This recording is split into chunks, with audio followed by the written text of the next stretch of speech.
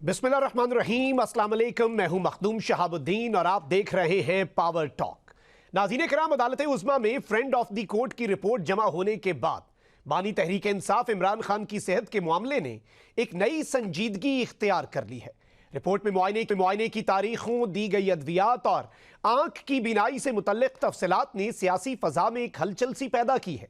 अब बहस सिर्फ इस बात तक महदूद नहीं रही कि तिब्बी तौर पर क्या हुआ, बल्कि इस सवाल तक फैल चुकी है कि क्या तमाम इक़दामात बर वक्त और मौसर थे या नहीं। अवामी जहन में तशवीश इसलिए भी बढ़ी है कि एक साबिक वजीर आज़म की सेहत का मामला रियासती शफाफियत और इंतजामी जिम्मेदारी से जुड़ जाता है और मामूली सा अबहाम भी बड़े सवालात को जन्म दे देता है। हुकूमती हलकों से आने वाले बयानात ने इस अबहाम को कम करने के बजाय कहीं कहीं मजीद उलझा दिया है। एक तरफ यह कहा गया कि अगर जरूरत पेश आई तो जेल से बाहर या बैरून मुल्क इलाज की सहूलत देने में हुकूमत रुकावट नहीं बनेगी, तो दूसरी तरफ बीनाई के 85% मुतासर होने के दावे को सियासी रंग देकर मुस्तरद कर दिया गया। यही तजाद अवामी गुफ्तगू में मौजू बना हुआ है। जब एक ही मामले पर दो मुख्तलिफ जाविये सामने आए तो एतमाद की सतह मुतासर होती है और यही वो नुक्ता है जिसने इस बहस को तूल दिया है। मामला अगर तिब्बी है तो तिब्बी बुनियादों पर वाजे होना चाहिए और अगर सियासी है तो फिर सियासी जिम्मेदारी भी वाजे होनी चाहिए। ऐवानों के अंदर भी इस मसले पर खासी गर्मा गर्मी देखने में आई। राना सनाउल्लाह ने रिकॉर्ड का हवाला देते हुए मौक़िफ़ इख्तियार किया कि मुआयने बाकायदगी से होते रहे और गफलत का तासुर दुरुस्त नहीं, जबकि अल्लामा राजा नासिर अब्बास ने इसे मुजरिमाना कोताही करार देते हुए तहकीकात का मुतालिबा किया। दोनों जानिब से दलीलें दी गईं, अदादो शुमार पेश किए गए, मगर असल सवाल वही बरकरार है कि तिब्बी हकीकत क्या है और इसकी गैर जानिबदाराना तस्दीक कौन करेगा। सेहत का मामला अदालत, हुकूमत और अपोजिशन के बीच सियासी कशमकश का मैदान बन जाए तो असल मसला पस मंजर में चला जाता है और बयानिए आगे आ जाते हैं। कुछ सियासी मुबस्सिरीन इस पूरे मामले को हमदर्दी हासिल करने की कोशिश करार दे रहे हैं, तो कुछ इसे मुमकिना रियायत या किसी खुफिया मफाहमत की तमहीद भी समझते हैं। एनआरओ, डील और ढील जैसे अल्फाज सियासी लुगत में बार बार सुनाई दे रहे हैं। ताहम यह भी एक हकीकत है कि अगर वाकई बीनाई में कमी आई है तो इसे महज सियासत करार देना भी मुनासिब नहीं होगा। इसी तरह अगर मामला बढ़ा चढ़ाकर पेश किया जा रहा है तो फिर इसकी वाज़ेह तरदीद और मुस्तनद वजाहत भी जरूरी है। क़यास आराइयों की फजा में सच्चाई अक्सर दब जाती है और यही खतरा इस वक्त भी महसूस किया जा रहा है। यह सवाल भी अपनी जगह अहम है कि तहरीक इंसाफ जो खुद को मुल्क की मकबूल तरीन जमात करार देती है, अपने बानी इमरान खान के मामले पर फैसला कुन पेशरफ्त क्यों नहीं कर पा रही। अवामी जलसे, एहतजाजी ऐलानात और सियासी बयानात अपनी जगह, मगर कानूनी अमल अपनी रफ्तार से आगे बढ़ता है। अदालतों के फैसले, हुकूमती इख्तियार और इंतजामी तरीक़ाकार एक ऐसा दायरा बनाते हैं जिसमें सिर्फ अवामी दबाव हमेशा नतीजा खेज साबित नहीं होता। यही वो खला है जिस पर नाक़िदीन सवाल उठा रहे हैं कि सियासी ताकत और अमली असर पजीरी में फ़र्क क्यों नजर आ रहा है। इस्लामाबाद की जानिब मार्च या एहतजाज की कॉल भी इसी पस मंजर में दी गई थी। ऐलान के मुताबिक सरगर्मी हुई, मगर इसकी शिद्दत और असरात पर मुख्तलिफ आरा सामने आई। हामी इसे दबाव बढ़ाने की संजीदा कोशिश करार देते हैं, जबकि मुखालिफिन के नज़दीक ये मामूल की सियासी हिकमत अमली है जो वक्ती तवज्जो हासिल करने के लिए इख्तियार की जा रही है। एहतजाज की कामयाबी का पैमाना सिर्फ हुजूम नहीं बल्कि उसके नतीजे में पैदा होने वाली अमली तब्दीली होती है और यही पहलू आने वाले दिनों में वाज़े होगा। मजमूई तौर पर यह मामला शफाफियत, तसलसल और यकसा मौक़िफ़ का तकाजा करता है। अगर तिब्बी रिपोर्ट्स वाज़े अंदाज में मंजर आम पर आईं, माहिरीन अपनी गैर जानिबदार राय दें और हुकूमत एक मरबूत और मुस्तकिल मौक़िफ़ इख्तियार करे तो बेचैनी कम हो सकती है।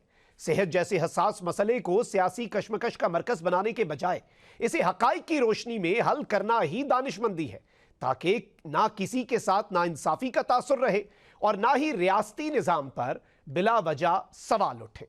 इसी सब पर बात करने के लिए हमें ज्वाइन किया है पाकिस्तान पीपल्स पार्टी के सीनियर रहनुमा कमर जमान कायरा साहब ने, और साथ हमारे मौजूद होंगे पाकिस्तान मुस्लिम लीग नून के रहनुमा राजा इशफाक। कायरा साहब, सबसे पहले आपकी जानिब आऊँगा। इस वक्त सिर्फ एक ही मौजू जो है वो डिस्कस हो रहा है हर तरफ, और वो है बानी पीटीआई इमरान खान की सेहत।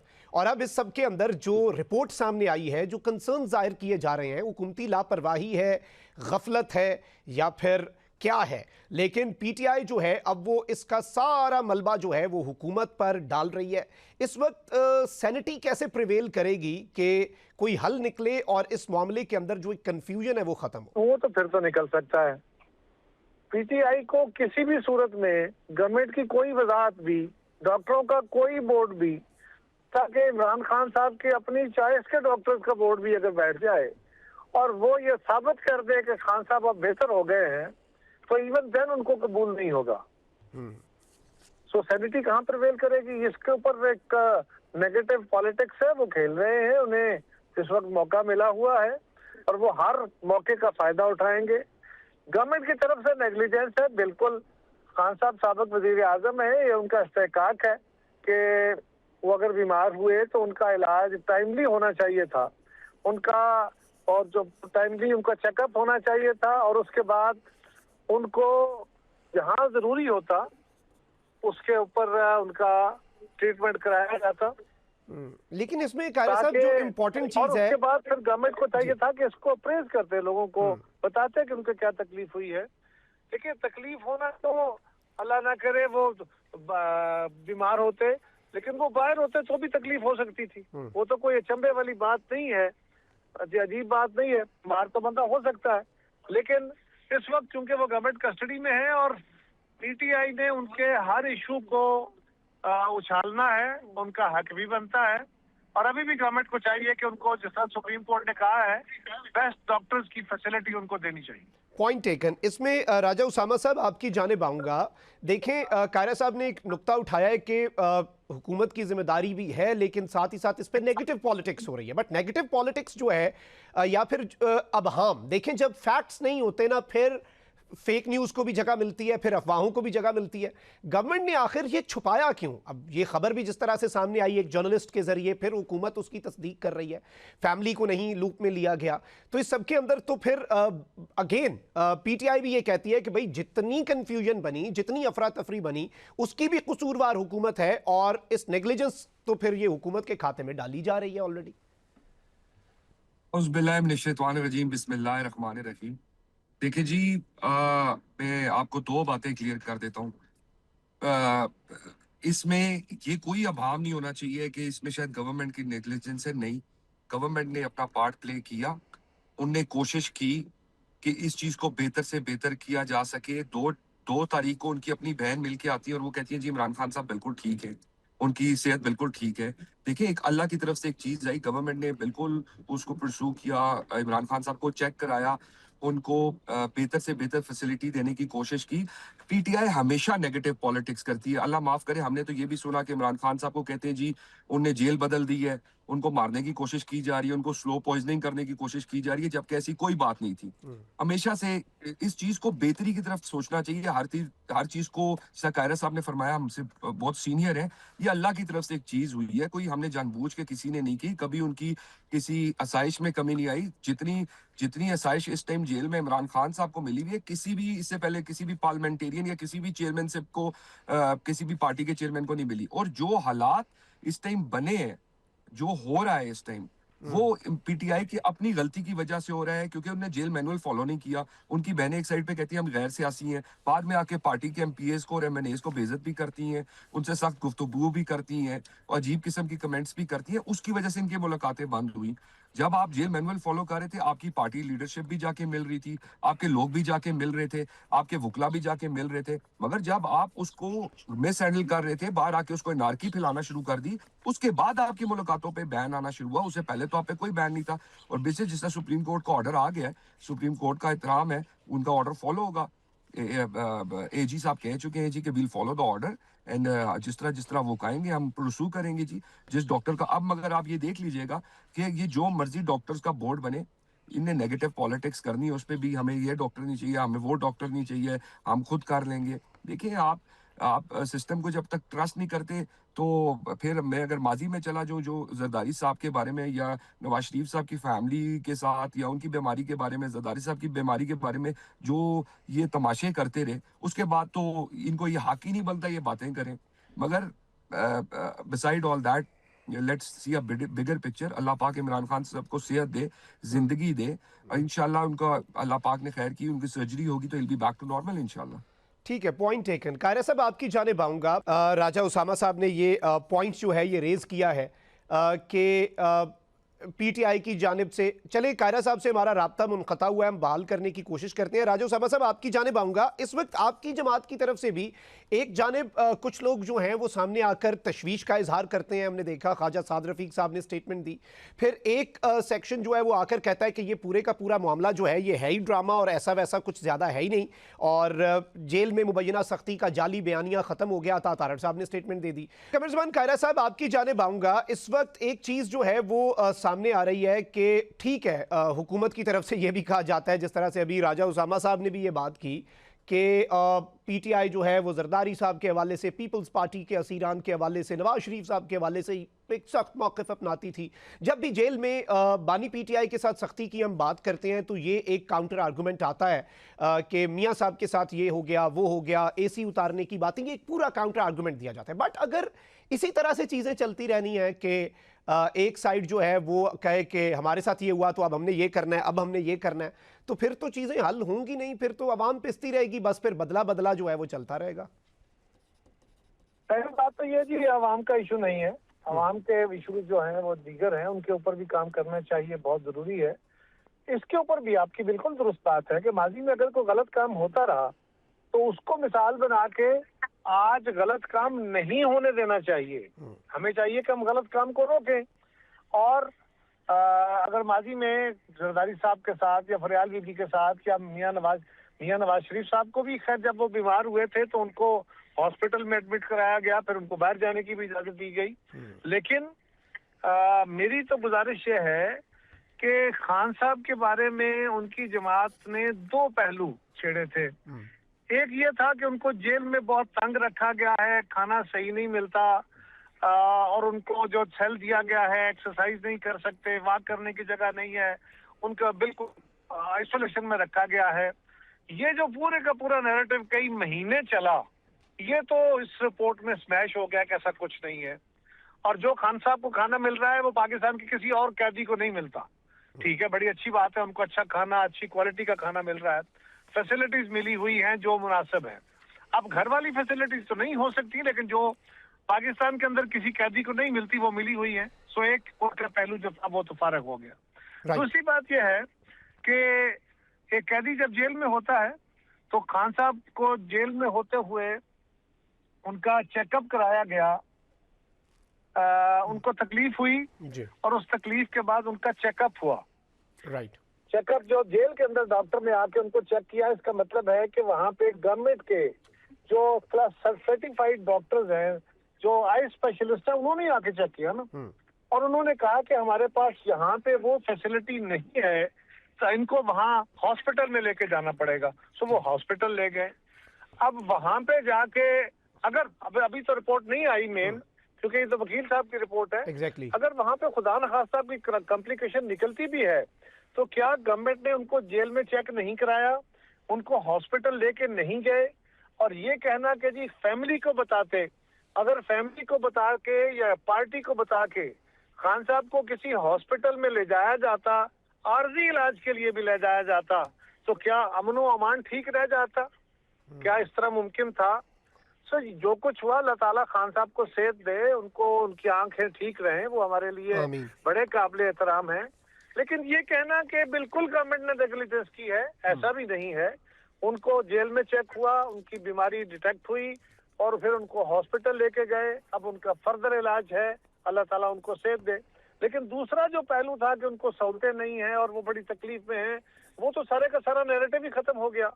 उनके वकील साहब की रिपोर्ट देख लीजिए कि वहाँ पे उनको सारी फैसिलिटीज है, अच्छा खाना मिल रहा है, अच्छी सहूलतें मिली हुई हैं, एक्सरसाइज की सहूलतें भी हैं, सब कुछ है। Right, point taken. Raja Usama साहब, आपकी जानिब आऊँगा। इस वक्त तीन मुख्तलिफ नून लीग के रहनुमाओं की थोड़ी मुख्तलिफ स्टेटमेंट्स हैं। एक जानिब ख्वाजा साद रफ़ीक साहब ने बहुत तशवीश का इजहार किया और उन्होंने कहा है कि गलत हो रहा है। अता तारड़ साहब ने कहा है कि भाई पीटीआई का तो बयानिया ही दम तोड़ गया, बहुत अच्छी फैसिलिटीज़ मिल रही हैं। ये रिपोर्ट जो है ये पीटीआई के बयानिए के ऊपर एक आप कह लें कि कारी ज़रब लगा देती है।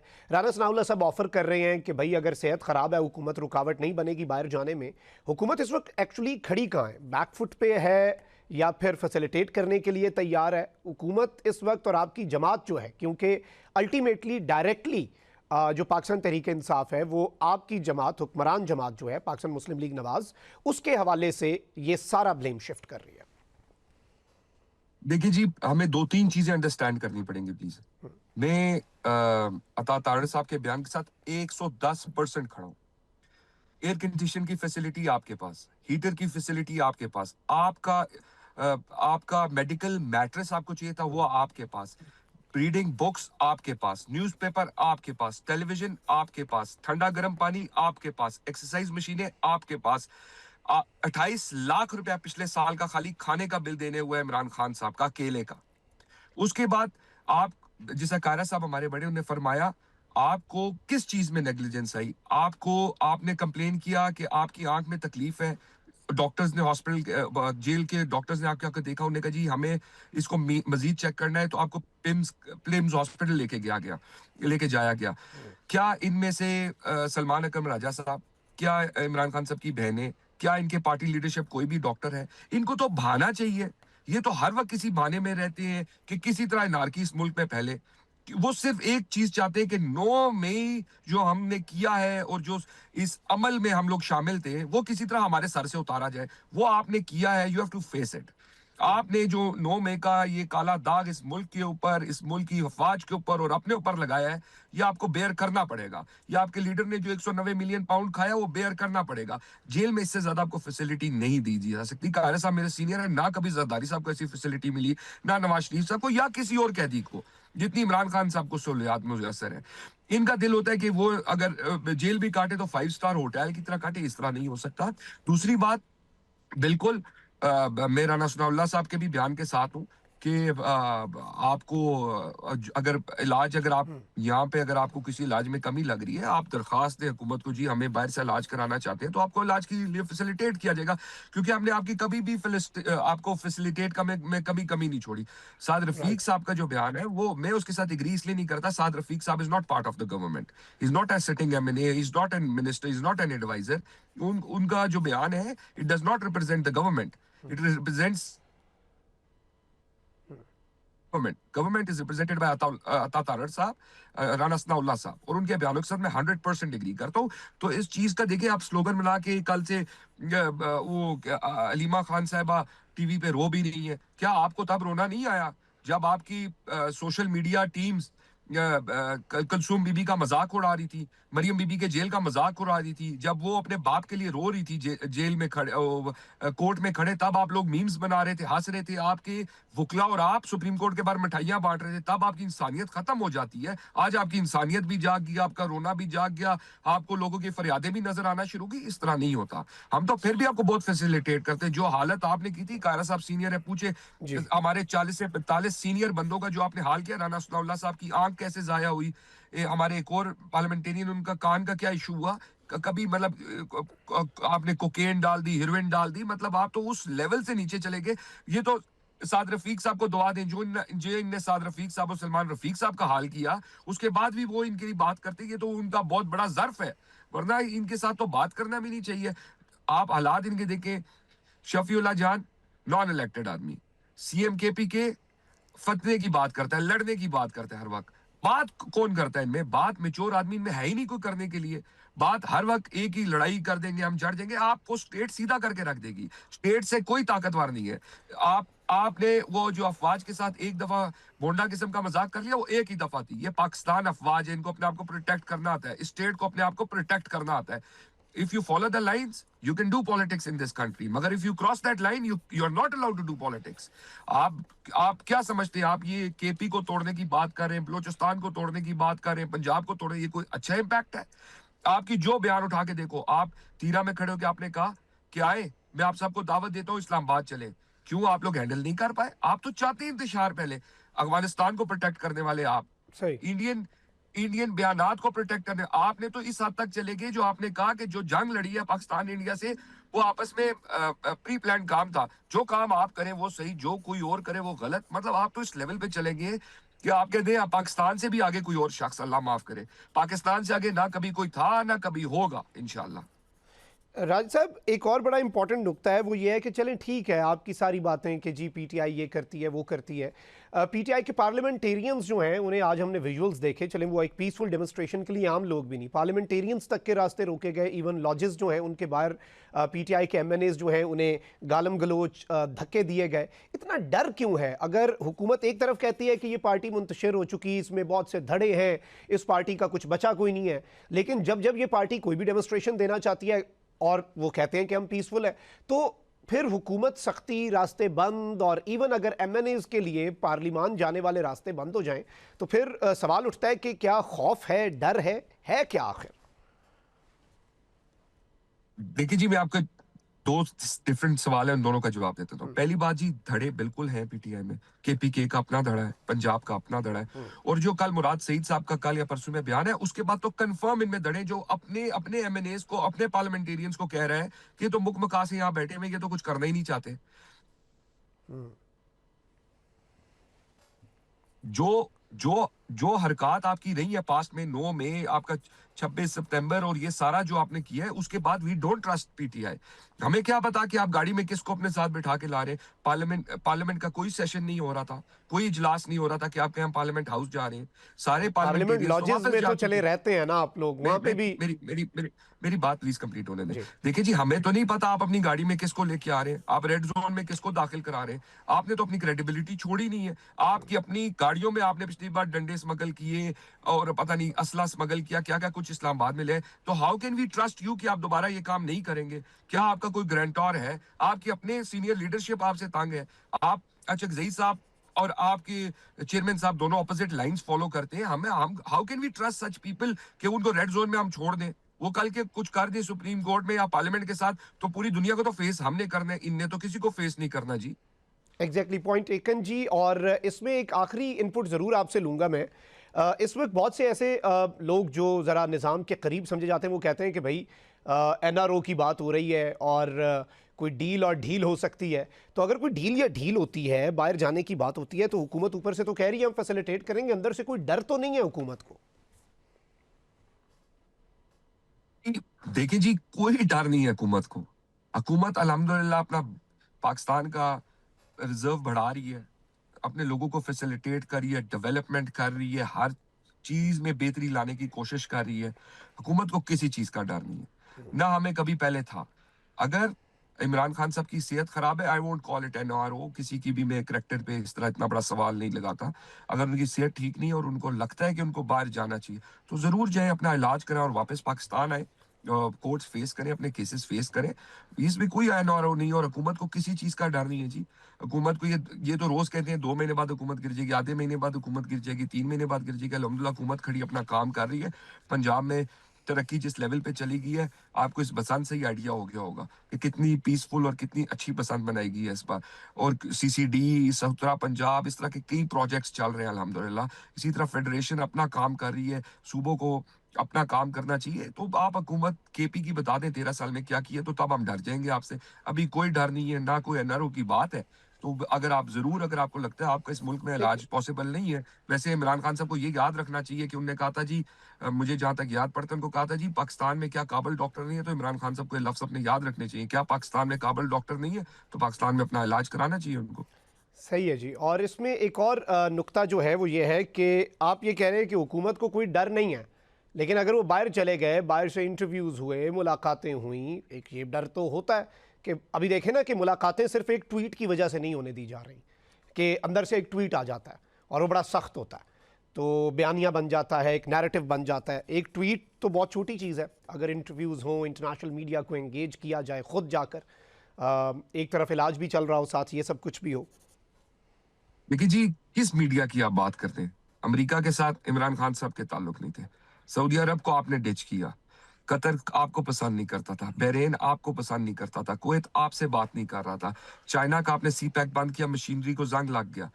अफगानिस्तान के साथ आपने बनाने की कोशिश की, वो हालात हमें नजर आ गए। इंडिया को आप हमेशा खराब करते रहे, हमें इंडिया को हमेशा आप कश्मीर देने की भी बात कर रहे थे एक जमाने में। तो कौन सा मुल्क आपके साथ खड़ा है? टर्की के साथ जो आपने किया बिहाइंड द डोर्स, हर किसी को स्टोरी भी पता है। तो कौन सा मुल्क इमरान खान साहब की फेवर की बात करता है? कौन से वो लोग हैं जो इमरान खान साहब के साथ डिप्लोमेटिकली इंगेज करना चाहते हैं? मेरा नहीं ख्याल कोई ऐसा मुल्क है। तो इमरान खान साहब अगर इस मुल्क से जाएंगे तो पहला सवाल तो मैं उठाऊंगा कि आप उस टाइम कहते थे क्या कि 6 घंटे की ब्रीफिंग होती थी तो मैं सर पकड़ के अल्लाह माफ करे बैठ गया कि सारी दुनिया की बीमारियां नवाज शरीफ को हैं। तो आज देखिए वक्त और वक्त के साथ बंदा बदलता है, वक्त एक हर किसी का आता है। तो आज इमरान खान से जब टर्की जाएंगे तो मैं इनके ऑपोजिशन लीडर से असेंबली में जरूर ये सवाल पूछूंगा कि क्या पाकिस्तान में फैसिलिटी नहीं थी? क्या वो इलाज पाकिस्तान में नहीं हो सकता था? क्या वो डॉक्टर, काबिल डॉक्टर जो आप कहते थे पाकिस्तान में नहीं है कि इलाज के लिए बाहर जाना पड़ा? ये तो कब्ल वक्त बातें हैं, जब ये होगा तो फिर देखेंगे इंशाल्लाह। बहुत बहुत शुक्रिया। राजा उसामा इशफाक साहब और कमर जमान खारा साहब मौजूद थे। नाज़रीन इकराम, यहाँ पर वक्त हुआ एक ब्रेक का, हमारे साथ रहिए।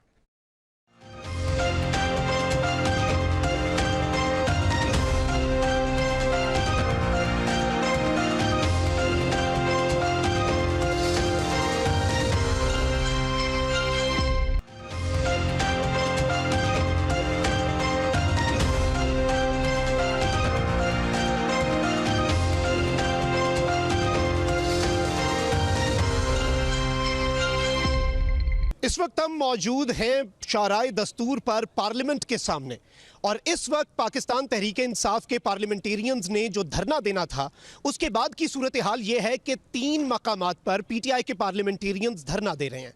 एक खैबर पख्तूनख्वा हाउस के बाहर, दूसरा जो पार्लियामेंट लॉजेस में पीटीआई के एमएनएज और सेनेटर्स मौजूद हैं वो अंदर बंद है और अंदर कोई जा नहीं सकता और अंदर से कोई बाहर आ नहीं सकता। और इस वक्त हम मौजूद हैं पार्लियामेंट के बाहर, और ये आज जो हम गुफ्तगू करेंगे यहाँ पर हमारे साथ senator Allama Raja Nasir Abbas, opposition leader senate मौजूद हैं, लेकिन हमें उनसे बात करनी पड़ेगी इस जंगले और इस गेट के अक्रॉस, क्योंकि जो लोग अंदर मौजूद हैं वो बाहर नहीं आ सकते और हम इस वक्त अंदर नहीं जा सकते। तो आइए नाज़रीन कराम बात करते हैं। अलामा राजा नासिर अब्बास साहब हमारे साथ मौजूद हैं। जी अस्सलाम वालेकुम अलामा साहब। इस वक्त हालात बड़े मुख्तलिफ हैं, फ्रीडम ऑफ एक्सप्रेशन होना चाहिए, पार्लियामेंट के सामने है, आइन यहाँ पर हम देखते हैं कि बना, लेकिन इस वक्त सूरत हाल यह है कि आपसे गुफ्तगू जो है एक सेनेट के अपर हाउस के ऑपोजिशन लीडर से गुफ्तगू हमें करनी पड़ रही है इस जंगला नुमा एक जो ये दरवाज़ा है इसके अक्रॉस। बिस्मिल्लाहिर्रहमानिर्रहीम। शुक्रिया। पार्लियामेंट इस वक्त आपके सामने एक कैद खाने की और जेल की तस्वीर पेश कर रही है। यहाँ पर पाकिस्तान के लिए आइन भी बनता है और कानून भी बनते हैं और फिर आवाम के हक़ में, लेकिन जो कानून साज हैं जो यहाँ बैठते हैं आके एक मोहतरम मुक़द्दस इदारे में, पार्लियामेंटेरियन है, आप देख रहे हैं क्या हो रहा है उनके साथ। वो क्या करना चाहते हैं? यहाँ बाहर निकल कर एहतजाज करना चाहते हैं इमरान खान साहब, जिन्हें जेल में रखा गया है और उनके इलाज में इन्होंने लापरवाही बरती है, बल्कि जुर्म किया है। उनकी एक आंख ज़ाया हो गई है। मेरी दाईं आंख में नज़र नहीं है। मुझे पता है कि जब आंख ख़राब होना शुरू होती है तो क्या क्या उसमें प्रोसेस होता है, क्या क्या मराइल गुजरते हैं। अगर आपका ट्रीटमेंट डिले हो जाए आस्ते आस्ते तो बहुत बड़ा नुकसान हो जाता है, और अगर इन टाइम हो तो नुकसान से बचा जा सकता है। इन्होंने इमरान खान साहब के साथ ज़्यादती की है, जुल्म किया है। अब इमरान खान साहब के साथ ऐसे हो रहा है तो बाकी कैदियों के साथ क्या होता होगा? हमें तो चाहिए कि पाकिस्तान के सारी जेलें विज़िट करें, जेलों के अस्पताल विज़िट करें। आप देखें बाहर गवर्नमेंट के अस्पतालों की क्या हालत है, तो जेल के अस्पताल की क्या हालत है। फिर उनको जो ट्रीटमेंट किया, जो पहले झूठ बोलते रहे कि हम उन्हीं ऐसी बात ही नहीं, उनको पेम से लाया ही नहीं गया है। जब एक भी ब्लागर दोस्त ने और डॉन ने नशर कर दिया, फिर आस्ते आस्ते वज़ीर कहते रहे, फिर तस्लीम कर लिया गया हाँ उनकी आँख की तकलीफ थी, लाया गया, डॉक्टर ने चेक किया, टीका लगा दिया और ऐसा कोई परेशानी वाली सूरत हाल नहीं है। अच्छा, इस सब के जी अब पार्लियामेंट के अंदर कल भी इस पर बहस होती रही है। आज हमें तवक्को थी कि हुक्मरान ट्रेजरी बेंच वाले आएंगे, कहेंगे कि हमने इमरान खान साहब की फैमिली असेंबली से बात की है, अपनी हमदर्दी का इज़हार किया है, उनकी पार्टी के चेयरमैन से, पार्टी के लोगों से रब्ता किया है और डॉक्टरों के हवाले से रब्ता करके जिन डॉक्टरों पर उनका इत्मीनान और एतमाद है वो ले आए हैं और उनका ट्रीटमेंट शुरू हो गया है। लेकिन आप देखें उनकी गुफ्तगुएँ सुने तो ऐसे वो क्या कह रहे थे, यानी इस बीमारी की वजह भी क्या है, खुद इमरान खान है। जैसे पाकिस्तान में दहशतगर्दी की वजह इमरान खान, सियासी बहरान इमरान खान, माशी बहरान इमरान खान, अमन अमान का बहरान इमरान खान, इनकी नालायकियों की वजह इमरान खान, इनकी इनकम्पिटेंसी की वजह इमरान खान, ये सारे उसके ऊपर ठोंसते हैं। इनको शर्म नहीं आती? ये इंसान नहीं है? सियासतदान तो ऐसा नहीं होता है। सियासतदान के सीने में पत्थर का दिल नहीं होता, ये आमरों में होता है। यूं लगता है कि इनके वजूद में किसी आमिर की बदरू आ गई हुई है, दिल नहीं है। तबस्कर उड़ाते हैं, मजाक उड़ाते हैं। और आप देखिए क्या किया उन्होंने हमारे साथ। ये पाकिस्तान है, दुनिया देखे, पाकिस्तान के अवाम देखें, ये हमारा पाकिस्तान। पूरा 25 करोड़ अवाम कैदी है इधर। आप देख लें बलूचिस्तान के हवाले से, अभी लाहौर में आसमान जहांगीर के हवाले से कॉन्फ्रेंस थी, वहाँ पर जनाब सरदार अख्तर जान मैंगल ने जो बातें की हैं, पहले उसने ट्वीट किया था जो वाक़या हुआ था दहशतगर्दी का कोयटा में, कि मैंने ऐसा ज़िंदगी में नहीं देखा। लेकिन अब क्या है, उसने भी क्या कह दिया है कि हमारे लोग अब बलूचिस्तान के अंदर अब कहीं पाकिस्तान का तराना नहीं गा सकते, कौमी तराना। और वो पाकिस्तान के रफ़ा की बात करता था, आइन की बात करता, उनको भी दीवार के साथ लगा दिया गया और उसका इस्तीफ़ा उन्होंने मंजूर कर लिया है। कोई अक्लमंद ये काम कर सकता है? होश वाला कर सकता है? मैं तो हैरान होता हूँ कि हर वो काम जो उस वतन को तबाह और बर्बाद करे ये कर रहे हैं, और जिससे बेहतरी हो सकती है नहीं कर रहे। अभी अगर ये अच्छा रवैया अख्तियार करते तो चीज़ों को ठीक किया जा सकता था, एक अच्छा आगाज़ हो सकता था। लेकिन इन्होंने ठानी हुई है कि हम रिफॉर्म्स के सारे रास्ते बंद करेंगे। हम अच्छे तरीके को जो मुज़ाकरात का और बातचीत का रास्ता है, हम उसको बंद कर देंगे। और फिर अवाम जाने, हम अवाम को मानते ही नहीं है, आइन को नहीं मानते। मैं एक बड़े आदमी से बैठा मिला, बात कर रहा था, उसने कहा कि अवाम तो बेवकूफ़ है, इनको वोट किसको वोट दें इनको पता ही नहीं है। मैंने कहा आइन में लिखा, कहता है आइन भी ऐसी है। मैंने कहा फाड़ दो, कहता है फाड़ देना चाहिए आइन को। इनके अमल से ही पता लगता है कि आइन कोई चीज़ नहीं है, कानून कोई चीज़ नहीं है। लिहाजा पाकिस्तान के अवाम को सोचना होगा कि इस बोझ को कैसे उतारा जाए, जो हमारे वतन पर बोझ है, हम सब पर बोझ है। ये चाहते हैं कि हम कोई ऐसा काम करें कि ये मजलूम बन जाए, कि हमें तो बस करने काम ही नहीं करने दिया गया, ये नहीं करने दिया। ये अपने बोझ तले खुद भी दब रहे हैं। लेकिन एक बात जहन में रखें, जब रिफॉर्म्स के सारे रास्ते बंद कर दिए जाएं, आप पार्लियामेंट का रास्ता बंद, अदलिया का रास्ता बंद, इलेक्शन का रास्ता बंद, सारे रास्ते बंद हो जाएं, तो फिर लोग उस सिस्टम को, रिफॉर्म जब नहीं हो सकते, ढाते हैं, नया निज़ाम लाते हैं। अब पाकिस्तान को ये उधर लेके जाना चाहते हैं। फिर ऐसे वाक़यात जो है ना, एक को शक होता है कि हमें इधर उलझा दिया गया है और मुमकिन है इस दौरान कोई और ये वारदात करें, क्योंकि ये बड़ी बड़ी वारदातें डालते हैं, वारदाती हैं ये। लिहाजा पाकिस्तान के अवाम को तवज्जो रखनी चाहिए। एक बंदे ने कहा शऊर से पेट नहीं भरता, इंसानों को उसने हैवान समझा हुआ है।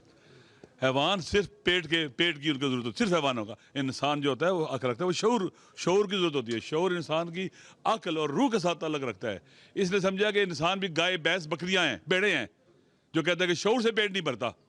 यूं लगता है कि इंतहाई अहमक है, अनपढ़ है, जाहिल है, उजड़ है, उसको कोई पता नहीं है इंसानियत क्या और इंसान क्या है। जो खलीफातुल्लाह ज़मीन पर अल्लाह की सबसे बड़ी मखलूक है, खुदा ने कहा है तबारक अल्लाह अहसनुल खालिकीन। खुदा ने अपनी तारीफ़ की है कि सबसे बेहतर खिलकत करने वाला अल्लाह बाबरकत है वो ज़ात। लिहाजा ये देखें, इनकी सोचें देखें कैसी हैं। साहब इस सब के अंदर जो कारकुन है, ये विजुअल्स बिलाशुबा ये विजुअल्स ही शायद सेल्फ एक्सप्लेनेटरी हैं कि आप वहाँ पर खड़े हैं और मैं अक्रॉस मुझे इधर खड़ा होना पड़ रहा है। इसमें पीटीआई का जो कारकुन है वो भी तज़ब्ज़ुब का शिकार है, परेशान भी है। अब सारी नज़रें तहरीक तहफ़्फ़ुज़ आईन पाकिस्तान और पीटीआई की जो क़यादत है उसकी जानिब है।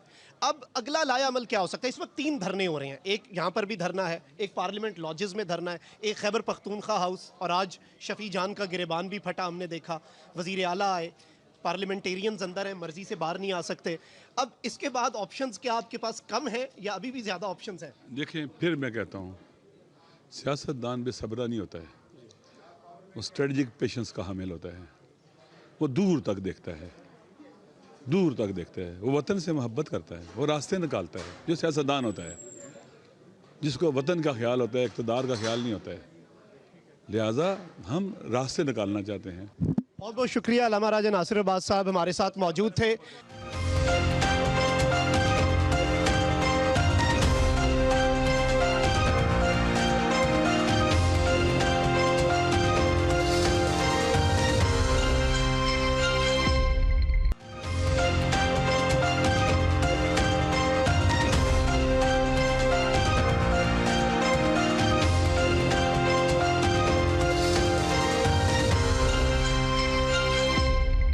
अस्सलाम वालेकुम बैरिस्टर साहब, आज तो पार्लियामेंट के बाहर आप एक तरह से कैद हुए पड़े हैं। हम बाहर से आपको देख रहे हैं और आप अंदर हैं। देखिए, कैद का मसला नहीं, ओवरऑल सिस्टम को रियलाइज़ करने की ज़रूरत है। देखिए, ओवरऑल एक कैदी को बनाने के चक्कर में अल्टीमेटली आपने पूरे मुल्क पाकिस्तान को इस वक्त कैद बना दी है।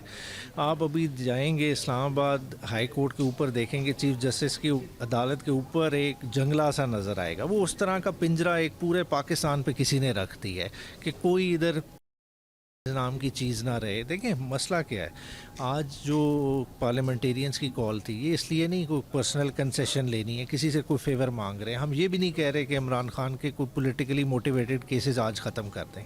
देखिए, आज इमरान खान की सेहत का मसला है, और सेहत का मसला कोई हम नहीं कह रहे क्लेम करें। अदालत में एक डॉक्यूमेंट, एक रिपोर्ट पेश हुई है, 7 पेजेस की रिपोर्ट है, और उसमें एक इंकशाफ आया है कि एक परसिस्टेंट पिछले 4-5 माह से एक मसला चल रहा था, जिसको खान साहब के कहने के बावजूद इग्नोर किया गया, जिसमें क्रिमिनल कॉन्डक्ट इन्वॉल्व है, मतलब नेग्लिजेंस नहीं है, उससे बढ़ के है। और उसकी वजह से क्या हुआ है कि खान साहब की एक आंख की 85% बिनाई चली गई है।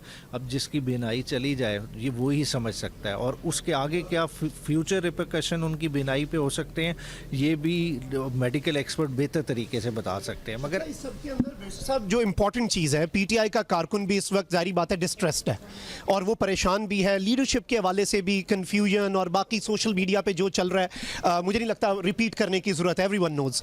अब पीटीआई का अगला लाएअमल क्या होने जा रहा है? आपने देख लिया कि बीच में कुछ ताज़ा हवा के झोंकों की बात हुई, लेकिन आज के एपिसोड के बाद तो आई थिंक कोई इतना बड़ा ताज़ा हवा का झोंका आई डोंट थिंक कि एक्सपेक्ट किया जाए। तो अब पीटीआई प्रेशर बिल्ड आखिर करेगी तो करेगी कैसे? अब जो सोहेल अफरीदी और शफी जान के साथ हुआ, अभी केपी हाउस के बाहर भी एक धरना जारी है एज ऑफ वी स्पीक, और आपके साथ अंदर पार्लियामेंटेरियंस मौजूद हैं।